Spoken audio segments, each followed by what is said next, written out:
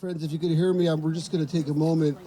A gentle reminder, if anybody has a cell phone, to please turn on silent. In just a few moments, we are going to begin the service for Mr. Sklar. Rabbi Huda Myers will be officiating. If I'd ask those individuals who have been selected to serve as pallbearers to please step forward at this time and meet us at the back of the hearse. Thank you so much.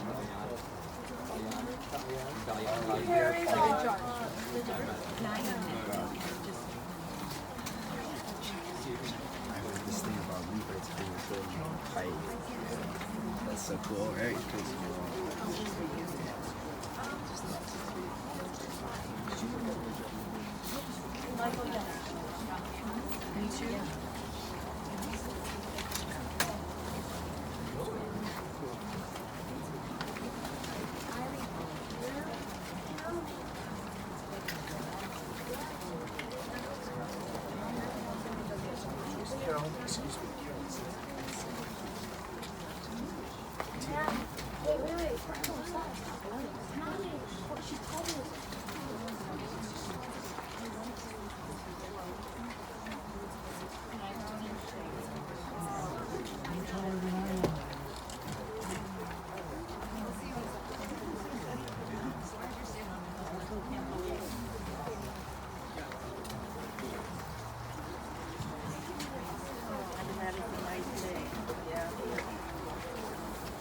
I already offered the other guy.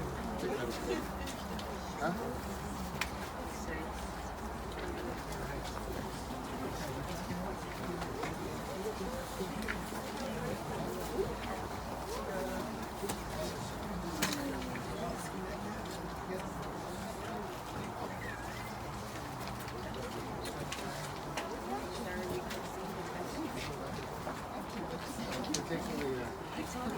I loved it. I said, oh, wait. Dave. No, we didn't.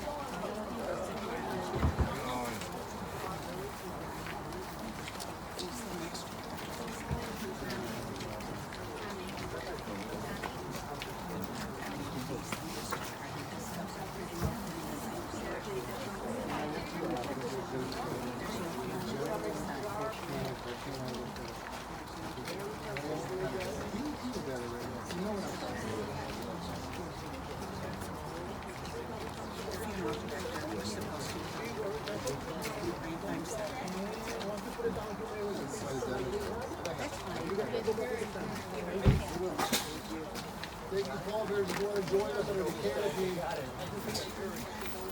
And friends, there's a number of chairs available over here. Please make yourself available to them. It's a sign of wisdom, not a sign of weakness.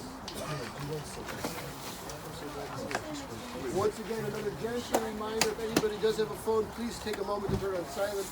We are going to begin the service right now. Thank you so much.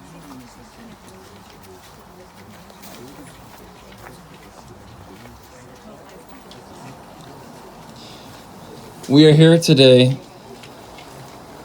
to mourn the loss of Avram Yitzchak ben David, Arnold I Sklar, our dear Arnie. Our hearts go out to his beloved wife of 59 years, Joyce, their son and daughter-in-law, David and Carolyn, grandchildren Shai, Elitza, Nay, Serena, and Isla Gabrielle, and the many nieces and nephews, family and community members who are here both in person and joining us virtually as well.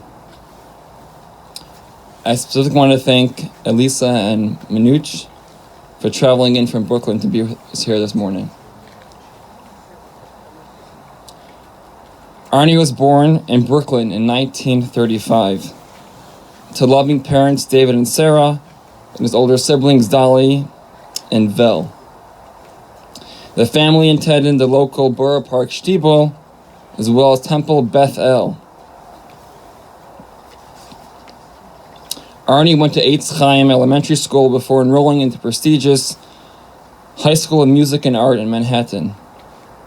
Following high school, Arnie attended the University of Miami, where he received both his bachelor's and master's in music, with a focus on the viola. While in college, he played in the Miami Symphony Orchestra, leading to his first job upon graduation at the Cincinnati Symphony Orchestra. It was there he met a friendly chap, Larry Grieca, a violinist in the same orchestra. One fateful evening when Larry's mother and sister were in town, Larry invited Arnie over for dinner, and it was there he met the beautiful Joyce Grieca. After dinner, Arnie invited Joyce, offered her a night in the town. That one date turned into 3, and the rest was history. Within a short while, a few months, Arnie told his family that they were engaged, and soon after, Joyce found out as well.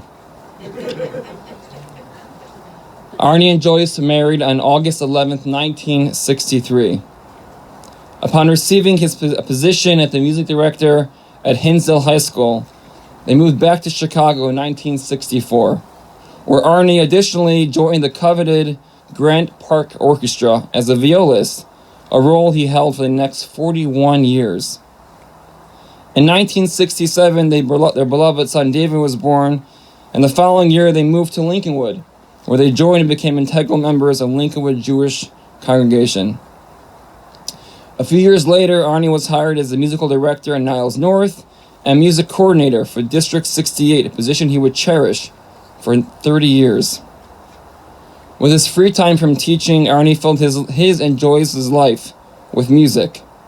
From tutoring to playing viola all over the city for orchestras, bands, plays, ballets, music clubs, museums, and more, their life was truly a symphony.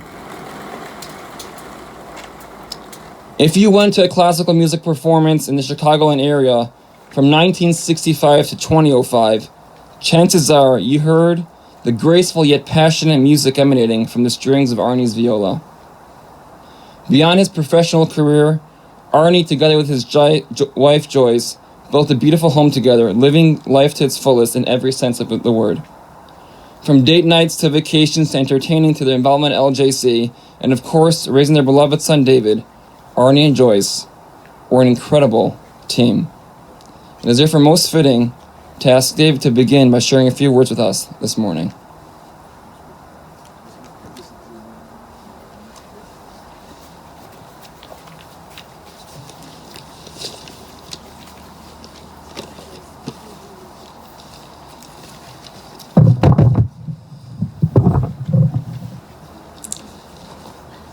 In my father's zechut, and to honor his uncanny ability to make people smile, I'd like to tell one of his favorite jokes. Shapiro and Schwartz, childhood friends who hadn't seen each other in many months, greet each other warmly at a funeral. Schwartz is taken aback by Shapiro's appearance. He had 2 swollen, bruised eyes. "What happened to you?" he asked Shapiro. "Oh, it's a long story. You'll never believe it. A week ago, I was at a graveside funeral for a colleague, and when we were asked to stand and say Kaddish, I noticed that the skirt of the woman standing in front of me was tucked into her derriere." This was the word my father always used. Seeing that it looked both unsightly and uncomfortable and I could see her underwear, I gently reached forward and I pulled out her skirt, but she promptly turned around thinking I was getting fresh with her, and she socked me in the eye. "And the other black eye?" Schwartz asked. Later last week, I returned to the mourner's home for Shiva. Would you believe it? I again was behind the same woman. When everyone stood to say Kaddish, I noticed, again, her skirt was awkwardly tucked into her derriere. The gentleman next to me, thinking like I, that this was both unsightly and uncomfortable, and seeing her underwear, he reached forward to pinch her skirt and to untuck it. I was too slow to stop him. Knowing better that she likes her skirt tucked in, I reached forward and tucked it back in.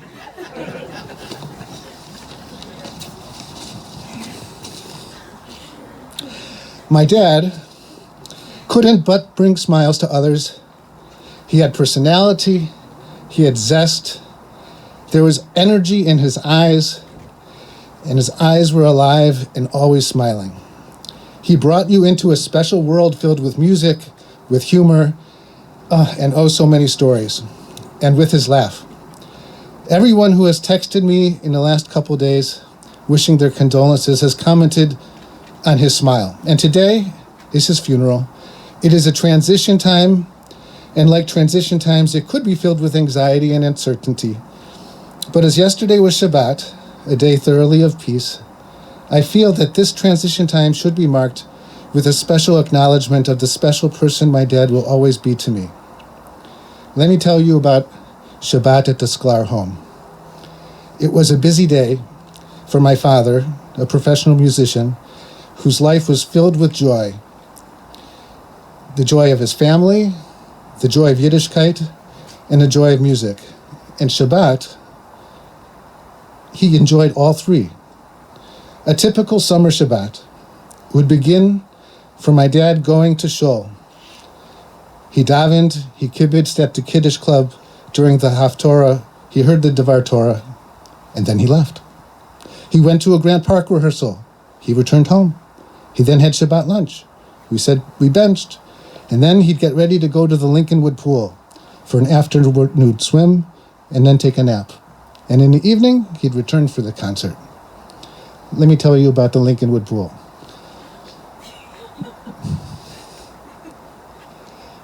My dad, toned, tan, had a six-pack into late of his 60s. He'd walk with me into the pool with his red checkered Cabana zippered shirt. He'd undo it. He'd take it off, throw it on the chair. All the other 30-year-old, 40-year-old, 50-year-old, 60-year-old women would be like pulling down their sunglasses. He'd jump into the pool and he would do the butterfly, splashing everybody out of the pool. And then he'd come out. When he came home, he had time to take a nap, a Shabbat shluf. Now, in his pocket were 3 handkerchiefs. My dad was a crier, like me. He cried at movies. He cried listening to speeches, State of the Union speeches. He cried at weddings. He cried at funerals. He cried at all of the kindergarten, first grade, second grade, third grade assemblies of his grandchildren. And, if not for crying, he used the first handkerchief for sneezes. Loud sneezes. I used to sneeze better, he used to say. After the nap, on the nap, he would lay down with the second handkerchief. The second handkerchief was to rest over his eyes. And laying on his back, if he only had a handkerchief now. Laying on his back in his blue and white striped sweatsuit with matching sweatpants, he would take a nap. And the third handkerchief was for his violin. There was viola, which you need to cushion his chin.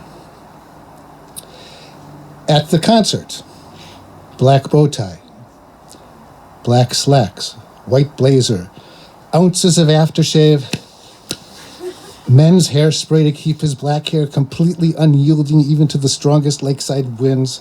He and my mom would go downtown, often with another couple, and go out afterwards for a late dinner. Shabbat filled my dad's day, as it did his whole life, with all 3 joys, with family, with Yiddishkeit, and music. And so today, at this transition time, I noticed that my dad's full life, like Shabbat, now experiences a Havdalah, a separation. And Havdalah at the end of Shabbat, too, is a sensorial experience, combining as it does wine, light, and besamim, the physical sensations of taste, of sight, and smell. Now is a time that hovers beyond the physical, and I'd like to pause to acknowledge the so many blessings that my dad has provided me during his life as he transitions, like a holiday, ben Kodesh leKodesh.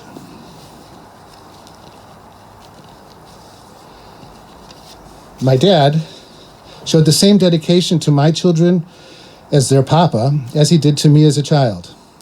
At intermissions at the concerts at Grant Park, they were not a time for my dad to rest. When the orchestra left the stage, he approached the front of the stage, and he looked out into the audience and acknowledged the people who came to see him. Some of you are here today. When I went to a concert, he would then come down the stairs into the audience and to play with me, to play catch, to play frisbee during the short break between the first and second halves. Or he greeted his friends. He didn't want to miss out. And being both a performer, who I was so proud of, as well as one who entertained his friends with his humor and friendliness, and be part of the audience as well. My dad, as an only child, was my best friend. And he shared with me life lessons between ping pong tournaments in our basement. He shared life lessons when we davened Kabbalat Shabbat at home or walking to or from shul on Shabbat. He shared life lessons building a sukkah. Every moment we shared was a moment of holiness and of joy. Some of the lessons he shared were quite simple. And over the years, I've come to understand and realize that his simple lessons were both beautiful and quite meaningful. For example, there were 3 phrases that my dad employed regularly to communicate his abiding faith in God. One was Gam Zu L'Tova. My dad had an exceptional capacity for taking the good with the bad. He said, Gam Zu L'Tova, not to pretend that the bad was actually good. He said Gam Zu L'Tova as a way of recontextualizing the bad, that the bad is part of many, many, many parts whose sum is always greater than the one bad part. Gam Zu L'Tova expressed that even something unpleasant or seemingly unfavorable, it was indeed. It was part of God's plan, and that his plan was not mysterious, and the plan was good. My dad was confident that things, despite appearances, will work out for the best. He was an optimist, and he believed his life and that all life was good.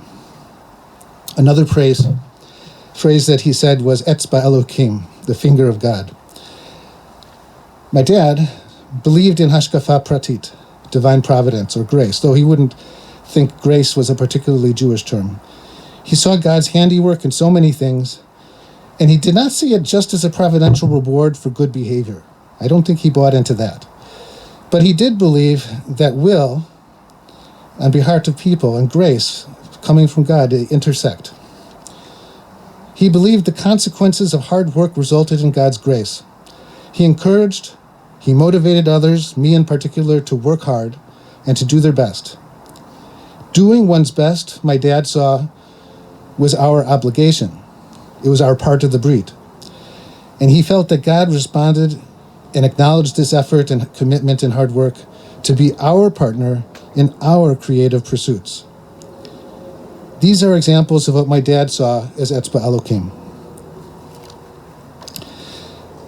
Serendipitous scientific discoveries, a very successful business, someone who achieved advancement and respect in academics, exquisite musicianship, when people accidentally or coincidentally aligned in space or time, and the result that was one finding each other's beshert.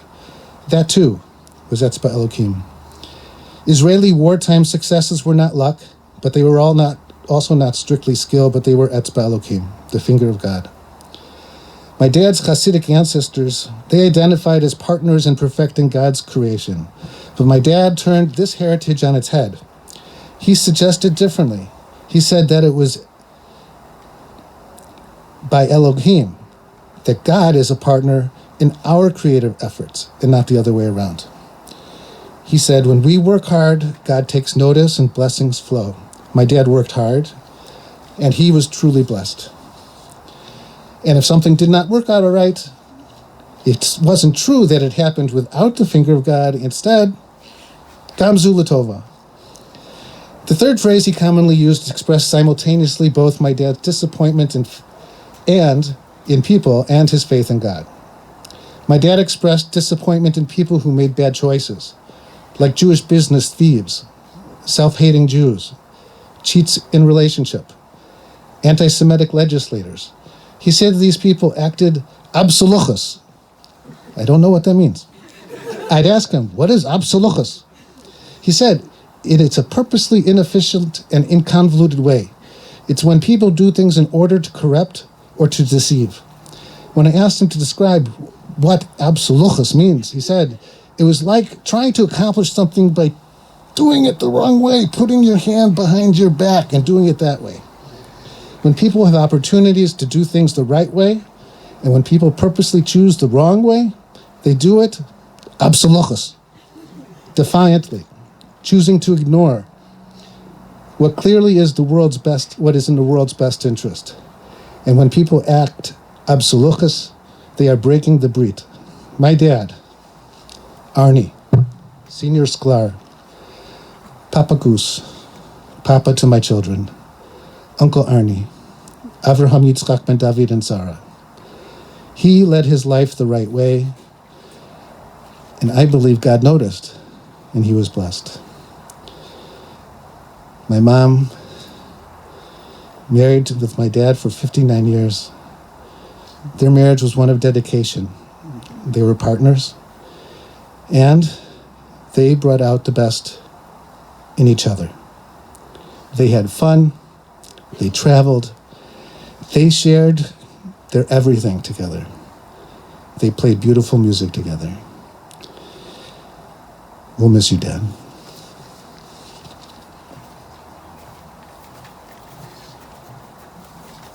Thank you, David. We now ask Carolyn to come share a few words.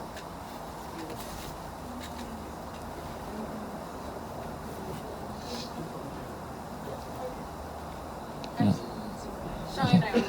Okay. Cheyenne, Elitza.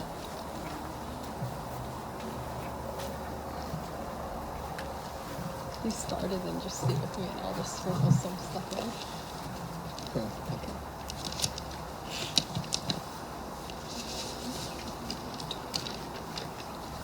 Papa would always greet me with, "Hello, Shy." So in return, here it is. "Hello, Papa."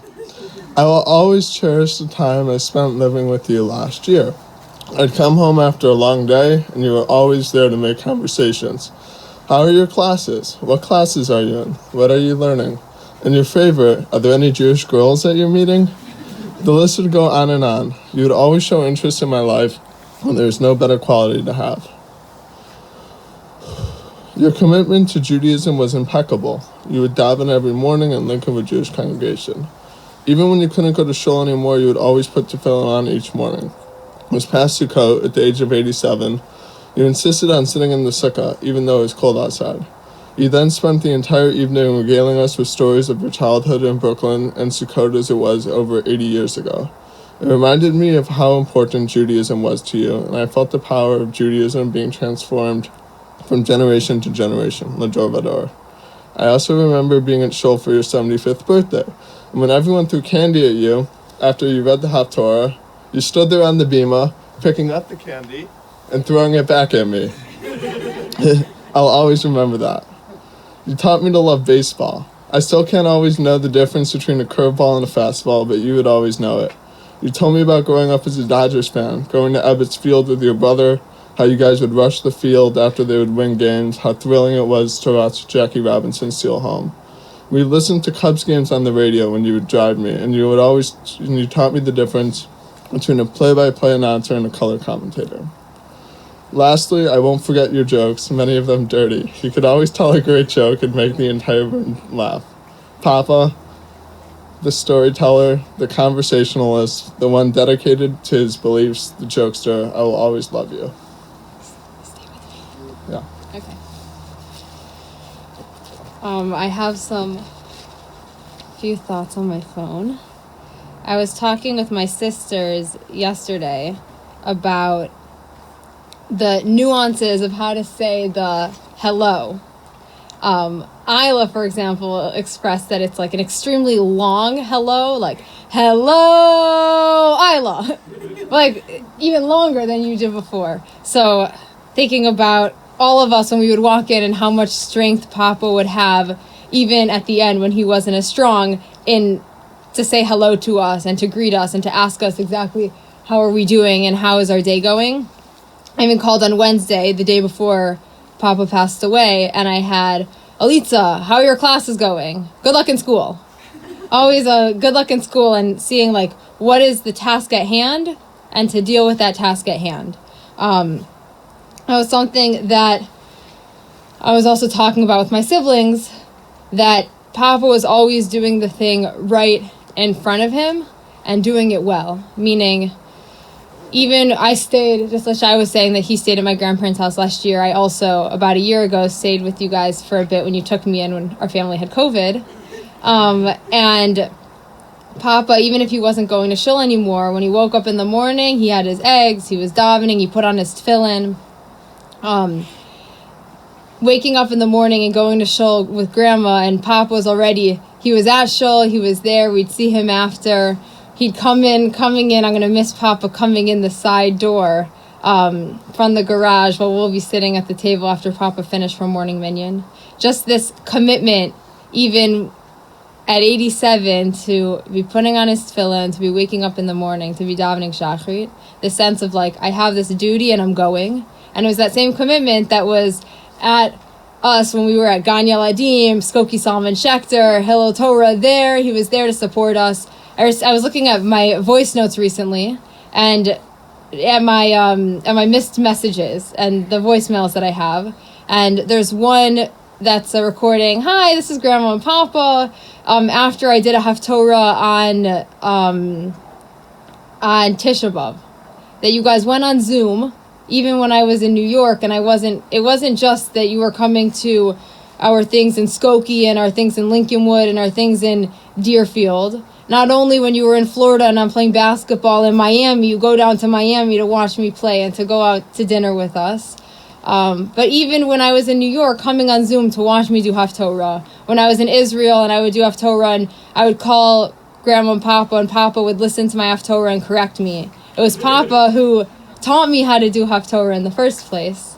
Taught me how to play baseball, taught us how to play Frisbee in the alleyway of the park just up Keystone. I just learned recently, a couple weeks ago, we were having dinner, and I learned from Papa that he didn't have Frisbee growing up. I just changed my mind. I had no idea. Like, Papa learned how to play Frisbee and then taught us. They played street ball in the streets of New York, stickball. And Abba, you taught Papa how to do Haftorah, and then Papa learned from there and taught us. And so all of these things that he learned when he was older and taught us, to have that dedication to do it. So that was one thing. And the second thing that combined with that was the sense of listening, which was very clear not only when I was staying over after I had a Gemara Chavruta. Papa was listening to me while I gave a play-by-play of my Gemara Chavruta, even though he did not ask. Or listening to all of our stories, listening to us nudging him there, listening, telling the stories, and a lot of listening, and being there and being really kind to be there to listen and to support us. I saw that specifically with Grandma, you and your relationship with Papa, the way in which you would support each other, and the way in which he would come and listen and support each of us. And he really taught to be there by action, that he would showing us, it wasn't he would tell us like, oh, davening's important. We just saw him going there. Alitza, are you going with Papa to shul for Mincha Mariv? Like, are we going, Serena and I discussed going to shul on Saturday afternoon to Mincha and then to Shalosh Shodis, which the description was, it was a kacha Shalosh Shodis at Lincolnwood Jewish Congregation. The food was kacha. It was okay. I would say, it depended on the taste buds, but anyway, the support that was there and the listening and just the sense of commitment to be there for all of us, for the grandchildren. And then the last thing is that when Papa, he would go and he would pick us up from school, it would have 98.7 in the tan car with a couple of stains, but it was very beloved. On the ceiling and black spots on the ceiling. As Isla said, black spots on the ceiling. But Grandma, you would send us, you didn't want us to ruin our hands, so you would peel the oranges for us, and Papa would go and pick us up munchkins and have his coffee. And so when the car with 98.7 music and the smell of munchkins and Papa picking us up, like, that's the stuff I hope to remember, alongside the hello, Papa. Yeah, we'll miss you.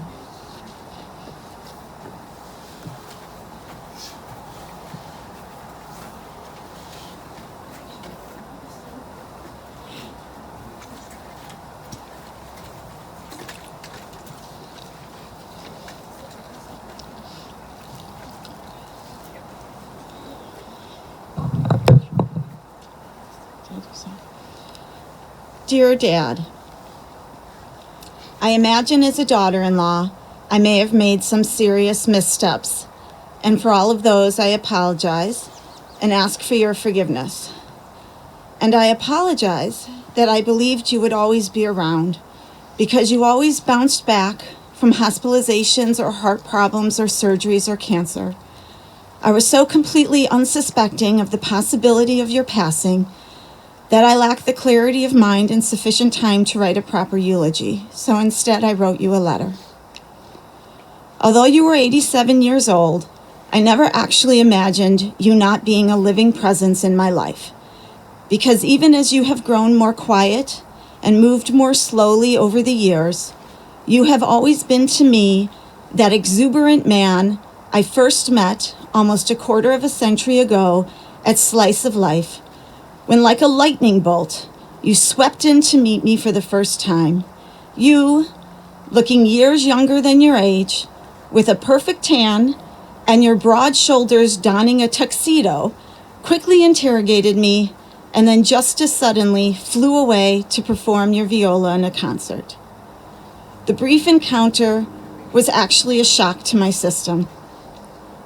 A few years later, during a toast to you at your 70th birthday party in New York, I concluded that my first meeting with you at Slice of Life was like a chance encounter with Superman. And I wondered if perhaps you were indeed the superhero. After all, you were born in the same year as Superman. You both moved at what seemed to be the speed of light. And after knowing you for only a few years, I had already realized that you possessed superhuman strength and an ability to save the day, be in two places at once. I first witnessed your Superman-like strength in your synagogue, the first time I saw you perform Hagbah. Even a bare-bones Hagbah is impressive, especially for a person in their mid-60s, because there is the bending of the knees, the lifting of the Torah scrolls, blindly shuffling backwards to find the chair, all while holding the precious Torah with the added pressure of the eyes of the congregation. But the first time I was in synagogue with you at Lincolnwood Congregation, I witnessed your elegant Hagbah with your tremendous eagle-like wingspan, where it seemed the entire Torah was laid out for the entire congregation, as you skillfully rotated 360 degrees so that everyone could see so many columns of Torah that I thought I was seeing double. I had never seen anyone lift the Torah with such ease, grace, and love. Your ability to visually expose the words of Torah for the entire congregation was really a metaphor for your life of Torah. You truly lived and modeled Torah values, and your physical powers are nothing compared to the strength of your faith. In addition to possessing Superman's superhuman strength, you had an ability to be in two places at once, move at the speed of light, and save the day. Of course, I mean by this your incredible ability to fulfill both your professional responsibilities as a professional musician while simultaneously being present as a father and grandfather. For over 2 decades, I spoke to you and Mom almost daily. I would ask you about your day, and you two would both always ask if there was something you could do to help with the grandkids. Initially, I thought that your offers to come over to help were just a ploy to ensure you were seeing the grandchildren, whom you literally could not get enough of. But it wasn't just that. It wasn't just that you wanted to be with Shia, Litza, Nace, Serena, and Isla Gabrielle. You also really did want to help me out, which is where the Superman saving the day and being two places at once comes in. Over the years, frequent conversations sounded something like this. "Hello, Carolyn," you would sing, making me feel so special. "Can I pick up the kids from school?" "No, I've got it. Nothing's come up last minute and I can do it, but thank you so much." "No," you'd say, "please, let me do it. I miss them." Of course, you had just seen them the day before, but you were happy to just be with your grandchildren in the car as you transported them from point A to point B. "Hello, Carolyn. What does your day look like? How can we help?" "Well," I'd say, "actually, any chance you could pick up carpool at 3 Drop off Serena at a play date and go to Nace's cello lesson so that I can take Elitsa to where she needs to be? I'm sorry, Mom would say, so compassionately and so reasonably. We can't, because I have a closing and Dad has. I can do it, you would jump in. No, you can't, Mom would insist. Remember, Arnie, you're giving a lesson at 2:30 and playing a concert at 4. No one could be in 2 places at once. It's physically not possible. Joyce, I can do it. I can do it. I'm able to do it. And somehow you did. Somehow you moved at the speed of light and were at 2 places at once. Somehow you saved the day over and over and over again when the children were younger in terms of drives to appointments, schlepping along multiple siblings and sitting with them in the waiting rooms or driving carpool. And you made the most of every moment with them. You loved it. The time with them, no matter how brief or mundane the encounter, fed your soul and made it into quality time. You called waiting in the waiting room with Elitsa or Serena or Isla Gabrielle dates. We were on a date.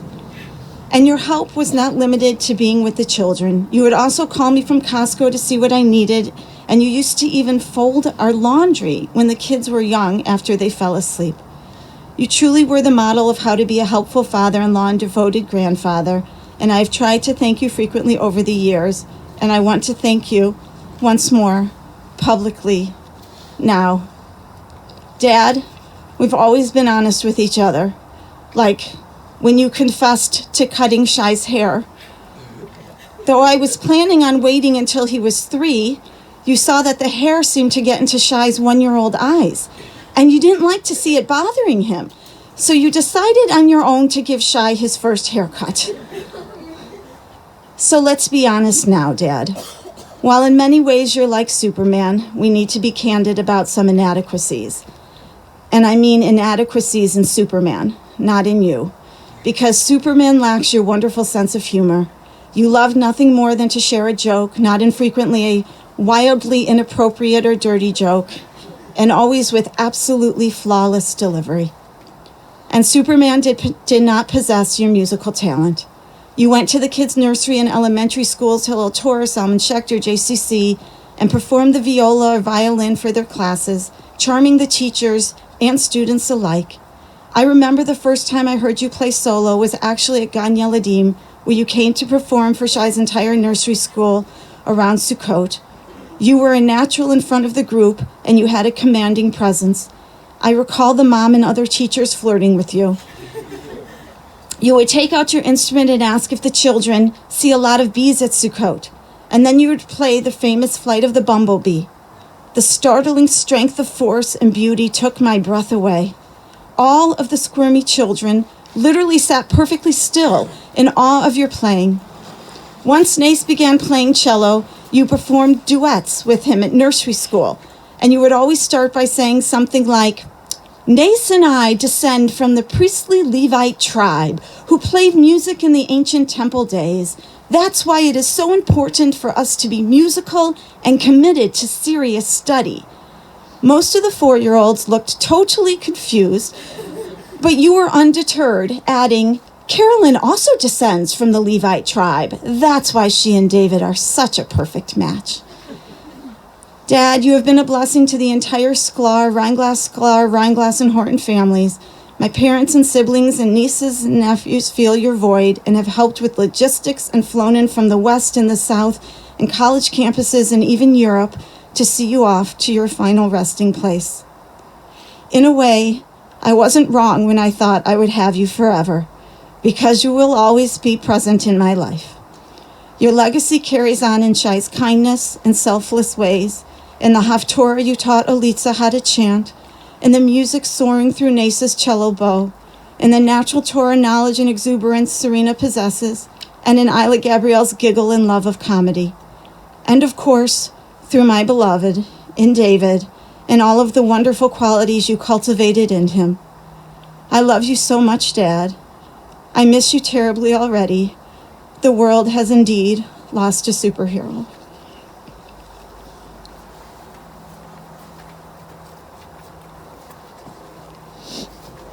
Thank you. It's no coincidence that Arnie passed away on Erev Shabbos Parshas B'Shalach Shabbos Shira, the Shabbos of song. In the words of his beloved Machatenister Beverly Rheinglass, Arnie was someone who filled the world and those lives around him with his beautiful song, in both the literal and figurative sense. A typical music concerto consists of 3 movements: the allegro, the adagio, and another allegro. And although Arnie's life was 1,000-fold deeper and richer than even the most glorious concertos ever composed in history, I'd like to highlight 3 movements in the concerto of Arnie's life. The first, Arnie's zest and exuberance for life itself. As mentioned, Arnie will hit the ground running. His passion to accomplish, to experience, to appreciate the incredible world that God created was self-evident. Arnie took advantage of every opportunity that came his way, doing everything with a passion and joy. From his teaching to his music playing and everything else, his infectious love for life itself was contagious to anyone who got to spend time with him. His sense of humor, charisma, genuinity, and charm made him truly beloved to everyone around him. The second, Arnie's love for his family. Arnie's love for family began at a young age. His commitment and dedication to his parents and siblings was unparalleled and unwavering. To this day, his nieces and nephews who live hundreds of miles away still feel incredibly close to him. Arnie's love for family soon manifests itself in a family of his own. From the first date until the last, Joyce is truly the apple of his eye. Their life together was overflowing with family, friends, and fun. Orchestras, plays, ballets, and more, you name it, and Arnie took Joyce to experience it up close. However, along the way, Arnie, the knight in shining armor, never forgot the little things. From shopping to laundry to the expert table clearing practices he learned as a young man in the Catskills, Arnie's love and commitment to Joyce was there every step of the way. Arnie and Joyce's pride and joy was their son David, the doctor, and their beautiful, committed Jewish family he built together with his wife Carolyn.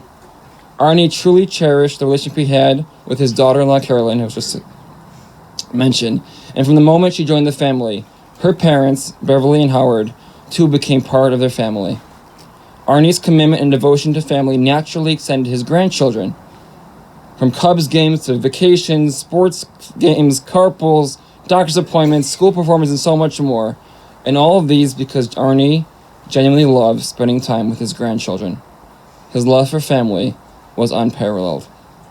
And the third movement is Arnie's concerto, was his dedication to Judaism.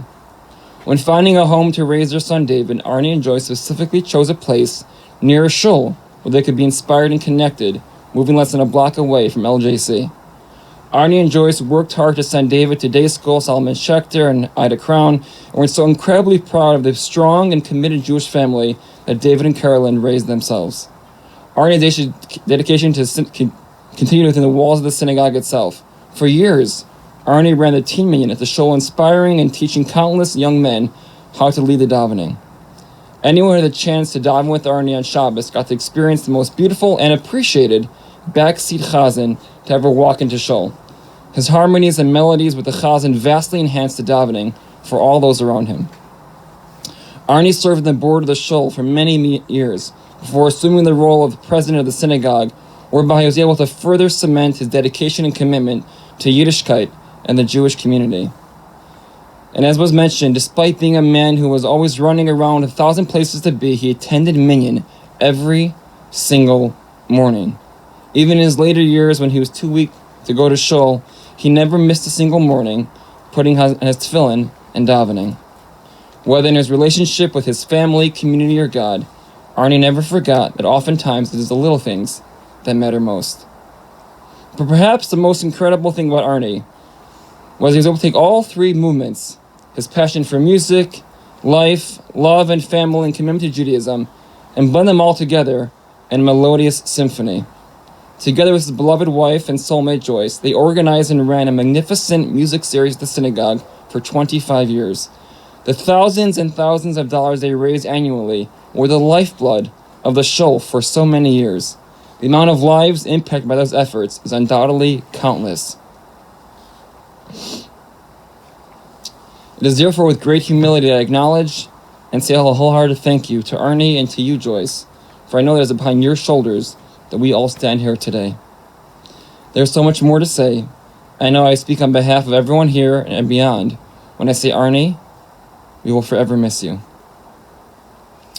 On a very personal note, I've had the privilege over the last number of years to spend time with Arnie and Joyce on many a Shabbos.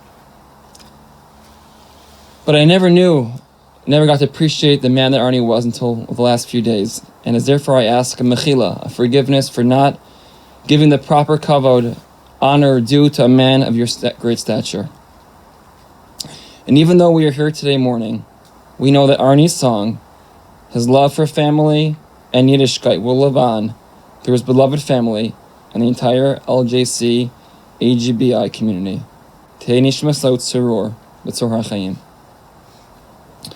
We continue with the chapter of Psalms in English found in the pamphlet, followed by Kelmale. Please rise. Psalm 23. The Lord is my shepherd, I shall not want. He maketh me to lie down in green pastures. He leadeth me beside the still waters. He restoreth my soul. He leadeth me in the path of righteousness, and for his name's sake. Yea, though I walk through the valley of the shadow of death, I will fear no evil. Thou art with me. Thy rod and thy staff, they comfort me. Thou preparest a table before me in the presence of my enemies. Thou anointest my head with oil. My cup runneth over. Surely goodness and mercy shall follow me all the days of my life, and I will dwell in the house of the Lord forever. We continue with the Kelmale. El male rachamim, shochen b'meromim, hamsei menucha nuchan al kanfei hashechina, b'ma'alos kidoshim utorim, kazarikia, mazhirim, es nishmas.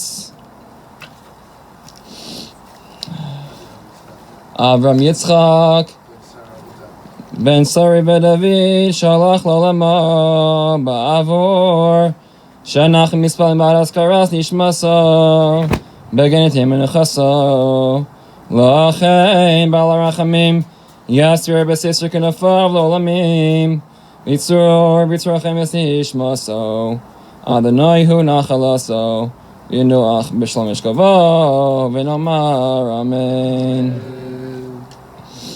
We continue with the burial. There are two specific customs related to the burial itself. The first is, while it's a great mitzvah to help in the burial process, is not a mitzvah we are excited about, which means that when we do the burial, the first thing we do is the first shovel of earth we do backwards, backhanded, and we do not hand the shovel to the next person. We put it back onto the ground nearby. So just a moment, we ask the family to come first to participate who would like to, and then everyone else can follow as well.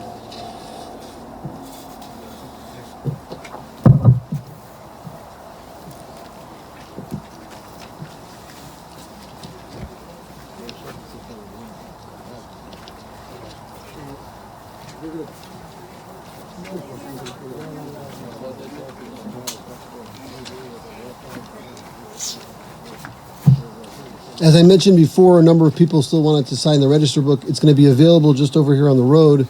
If anybody wants to continue signing in, I'm sure the family would appreciate it. Thank you so much.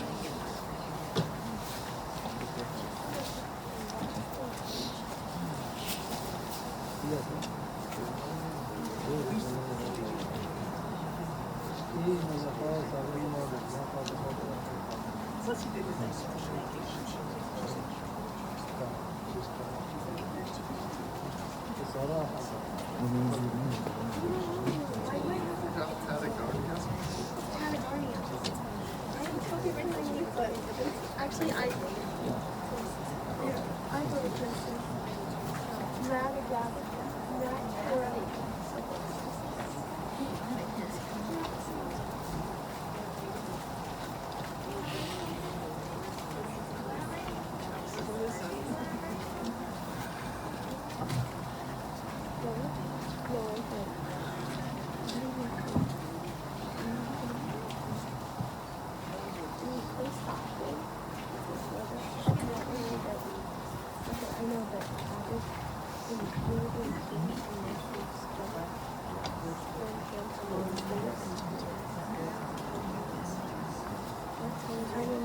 Shorts.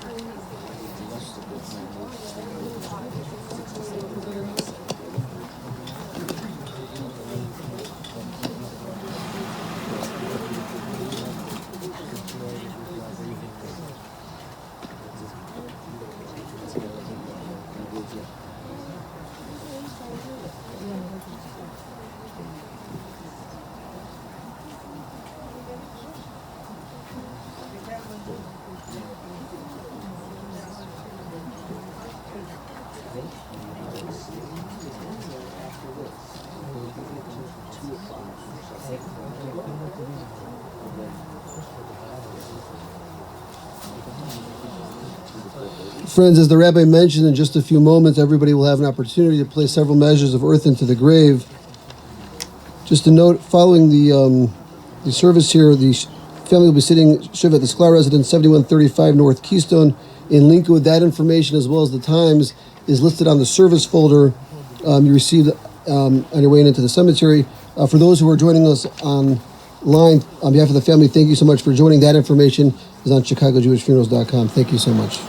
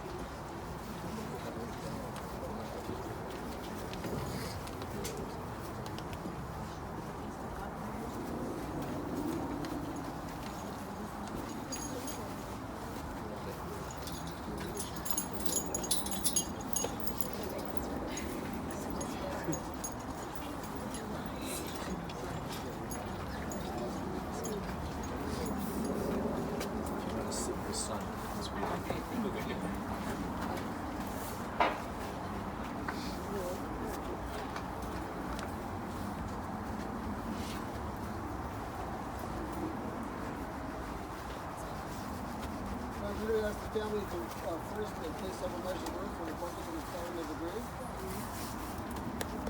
Just as another reminder, please watch your step around the grave. It's a little slippery. Please do not step on the road.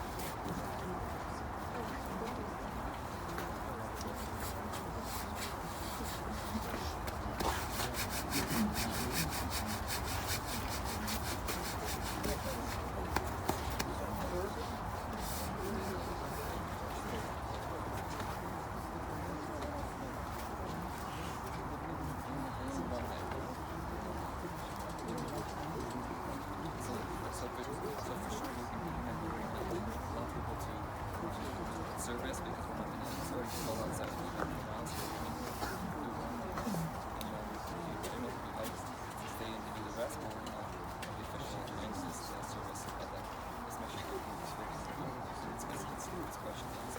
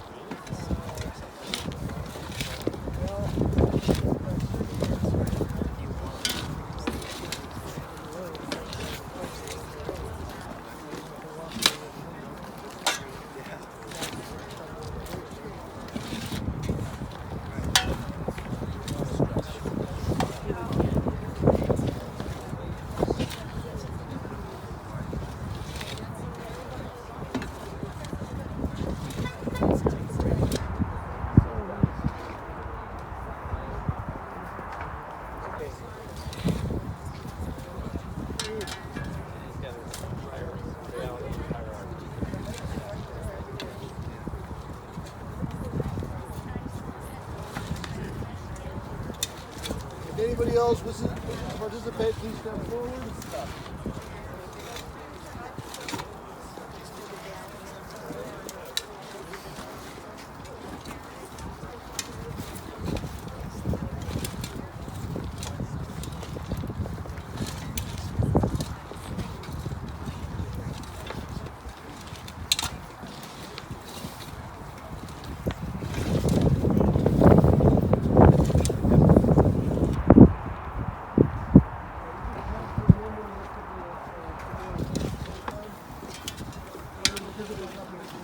Do what?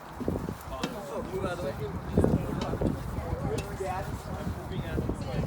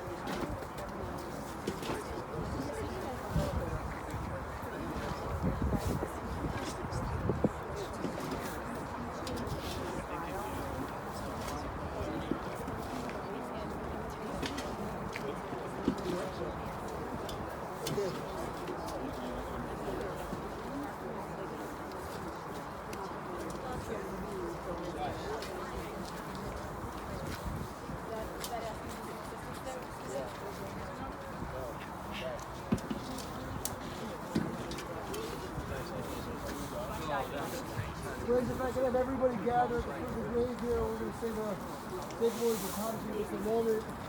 We can please take a moment to compose ourselves.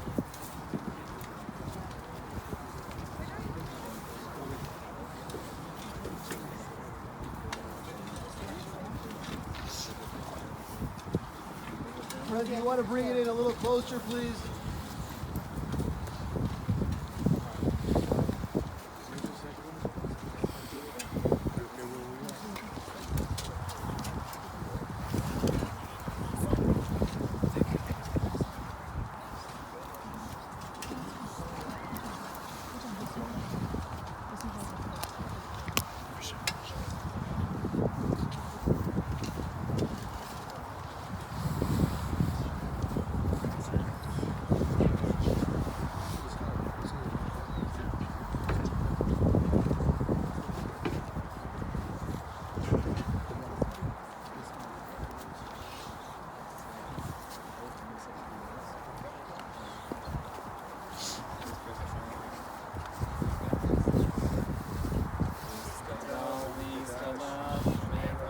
Amen.